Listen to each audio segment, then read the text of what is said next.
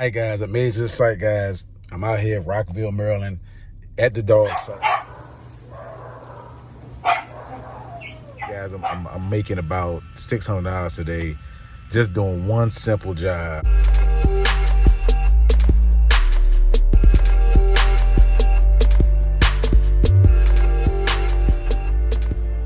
What's up, guys? Welcome to the Black Handyman channel. So today I want to just bring something to you that is on the table, guys. Like, a lot of people out here have a lot of skills and stuff like that, and they're not using them to their highest ability, guys. So if you have the ability to change faucets, if you have the ability to change garbage disposals, paint, whatever it is that you know how to do, you can make a lot of money out here, man. If you start a handyman business, guys. Okay, it's so much different advertising vessels that you can use.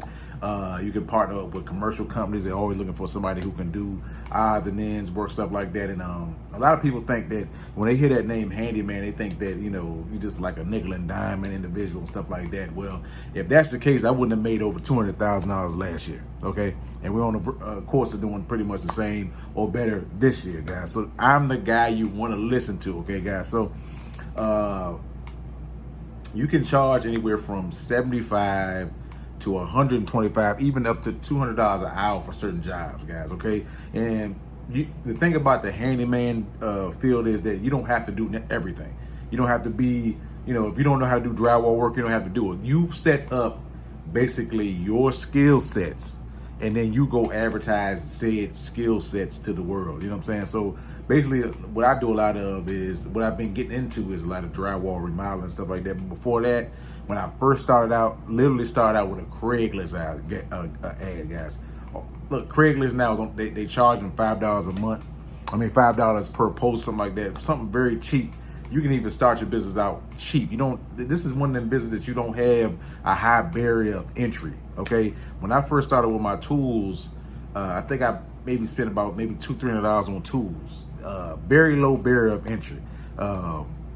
You got Craigslist. You know, you can start out with Craigslist spending maybe $25 a day on ads, and it's gonna, you know, that's gonna get your ball rolling, teach you how to, you know, get into this industry, and then you can start moving on to the bigger advertising things and stuff like that. So I'll give you an example. Yesterday I did a job. Basically I had to install 10 faucets. So I gave the guy a flat rate, $65 per faucet. So you do the math and you see how much money I made in just one day, guys. Okay, so even if you're working at an establishment, like say you're a person who do building maintenance or somebody, this is where I started out as. I started out doing building maintenance. I was at work, and they had me doing garbage disposals and lights and all stuff like that. And I just thought to myself one day, I said, hold on for a second. You guys are gonna be paying me $16 an hour to do all of these jobs that if I was out on the road, I could have made. If I changed 3 garbage disposals in one day at 150, that's what, 150, 300. That's 450 I could have made on the road. So at $16 an hour, I was only making $1,000 every 2 weeks. It's ridiculous, guys. That's why I said, you know, I need to have a supplemental income, guys. So even if you don't want to leave your job right now, you need to start your side hustle in this handyman industry, guys. Okay, it's a booming business right now. Everybody, a lot of companies don't want to come out and just change out one faucet. They want to do the whole thing. A lot of companies don't want to come out and paint one wall. They want to paint the whole wall. So you're that middleman in between the bigger companies and the smaller companies, in which you can still even scale up in being that kind of middleman kind of business. So that's what I've been able to do. Last year, you know, we did very, very well. We did projects. It was great. So, but I've been working my way. I've been doing this since 2015. So I've been working my way up, learning the game, learning the ropes, stuff like that. I'm gonna have more videos, basically just teaching you step by step what you have to do, how to get contracts, how to get, you know, partnerships, because there's a lot of management companies that will partner with you whenever they have that particular type of work. They will reach out to you, and they will reach out to you in a high volume, a very, very, very high volume. So That's what I'm doing right now. I have about 5 or 6 management companies that just reach out to me in a high volume, and we just keep cranking out more jobs. So that's what you want to do. You want to get yourself in the lane where you be able to just have a consistent amount of money. Now, if you want to do residential, all you need to do is basically set you up an advertising budget. So depending on how much work you want to take on, you can start out with 200, 500, 1,000. But I'm gonna have more videos breaking down advertising too. So, but just know that you can make a lot more money. I've talked to a lot of guys that's in building maintenance, a lot of guys who have these skill sets, but they're just not using them to make money. You know what I'm saying? If you're working at a job and stuff like that, you need to start this handyman side hustle right now. I started out as a side hustle and I turned it into my real full-fledged business, guys, where I have a truck and everything. We're gonna break down, where to get trucks and all stuff like that. So you guys definitely want to subscribe to this channel. We're gonna be doing a lot of infields where I'm gonna be showing you day to day what I do, how I do it, how I get subcontractors, because a lot of work that I do, as far as from bigger jobs, I sub it out to other guys, you know what I'm saying? And I just get a lot of money off the top. So when people say, when you have a handyman business, it's hard to scale, what I say is you can scale it by getting a lot of jobs and having other people doing the jobs, and then you can just get the money off the top. So you work on working volume, guys. Okay, so like I said, you can start out as a side hustle, and then you can move on to getting your LLC and really forming a real business. I have a video coming out about that pretty soon too. So just guys, you definitely want to tune in. You know what I'm saying? There's a lot of guys on the internet.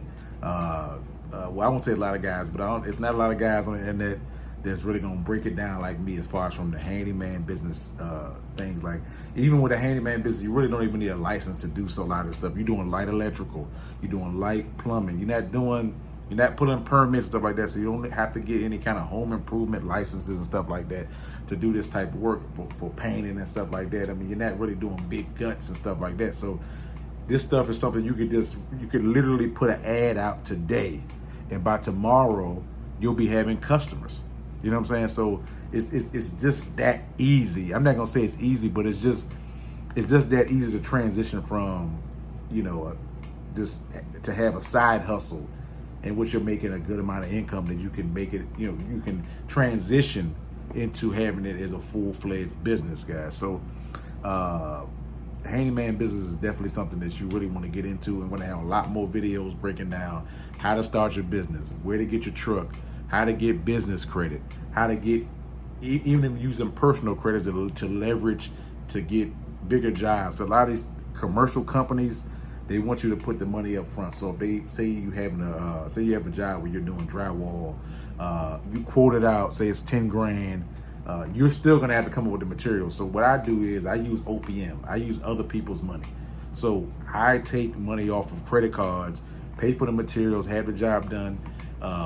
I use cash advances to pay labor, and then when I get the money back, which I'm also gonna be talking about.